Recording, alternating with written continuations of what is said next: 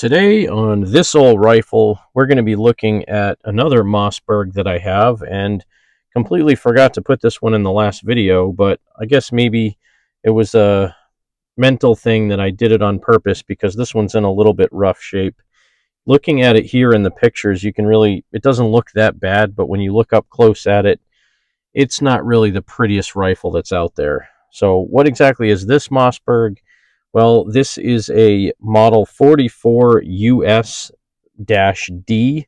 This was the last model in the 44 that Mossberg made. And this one, when I picked it up, I think I picked it up for something like $150. It was so inexpensive that I couldn't pass it up. Here again, you can see OF Mossbergs and Sons Incorporated, New Haven, Connecticut, model 44D. This would have been made, I think, 1947 to 1949 or 47 to 48, somewhere in that range. These were made for the U.S. military originally. There were actually quite a few of them that said U.S. 44, property of the U.S. government. This one does not. I believe this has a walnut stock, but I could be mistaken. And it's a bolt-action magazine-fed 22 long rifle. And it does have a pretty heavy barrel on it.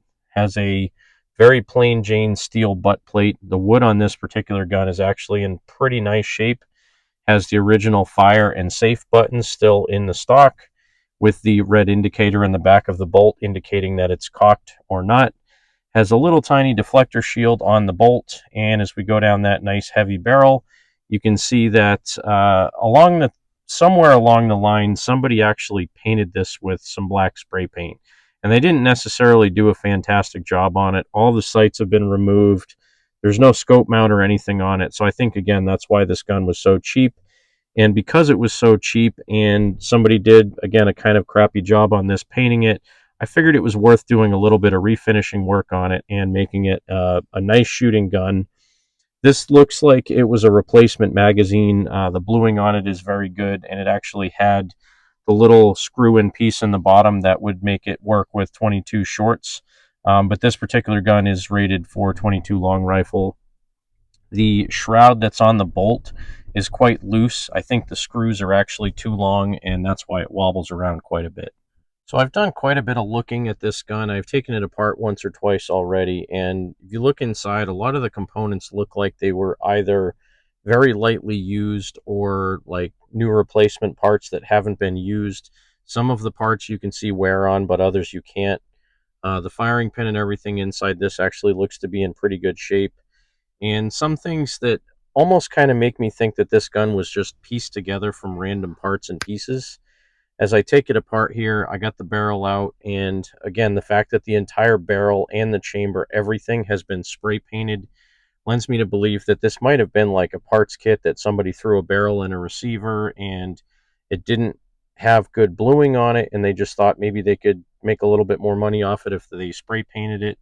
Some of the trigger components that are in here actually look like they're brand new. The little piece that holds the magazine in place look like it might be brand new. And I don't know. I mean, I've taken apart enough old guns to kind of see that in some cases it looks like some of the components in here aren't of the same age. So they might be some replacement parts in there. The paint on the barrel does scratch off pretty easily, which is nice because what I'm going to do is actually strip all the paint off of this thing and start cleaning it up so that I can make this whole thing look more original. I got some cold blue that I'm going to throw on this barrel. And if we look at the bottom of the stock here, originally I thought that the inletting in the stock wasn't done correctly, but after posting about this on a forum, I actually found out that this little plate that has 3 sling swivel holes in it is actually mounted backwards. So as I quickly change the video here, because I'm not allowed to take things apart on YouTube anymore, it showed that if you take that plate off and spin it around, that the holes actually match up with the inletting that's done in the stock, and the screw holes match up perfectly. So again, this thing has definitely been taken apart before. Now, I was using some of this brass wool or bronze wool that you can buy at the supermarket for scouring pans, and it actually worked extremely well to take the paint off of the barrel. I literally took just a few minutes here and originally tried scratching some of the paint off. It's not leaving scratch marks in the barrel itself, but it does pretty effectively take the paint off. So let me go ahead and jump off screen here for a couple of minutes, and once I get all the paint off the barrel, let's see what it looks like. A few minutes later. And now that I got the majority of the paint off the barrel, let's look at it. I can't really tell if this was like chemically treated previously or if somebody sanded it. It doesn't really appear to have any sand marks in it, which again almost leads me to believe like this was a replacement barrel or an aftermarket barrel that maybe never even got blued.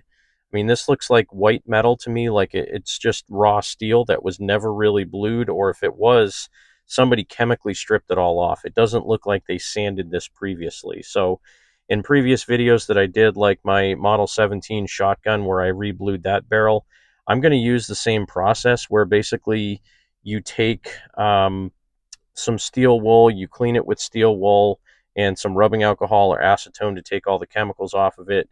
And then you do a layer of bluing, then you steel wool it and wash it with hot water, do another layer of bluing, steel wool it, wash it with hot water. And I think that'll actually come out pretty well in this particular case. It's a nice, heavy, thick barrel, so there's a lot of metal to work with. So even if I did mess it up and have to strip all the bluing off and redo it, I've heard you can do that with vinegar. But this particular case, again, this is my Model 44US-D Mossberg 22 long rifle, bolt action rifle. Again, it's a 7-round magazine fed bolt action rifle. And these were made to be training rifles originally, the 44 US, for the government, so that they didn't have to use larger caliber guns to train people how to shoot. So this is going to be a fun project. Thanks for stopping by and check back soon for more updates.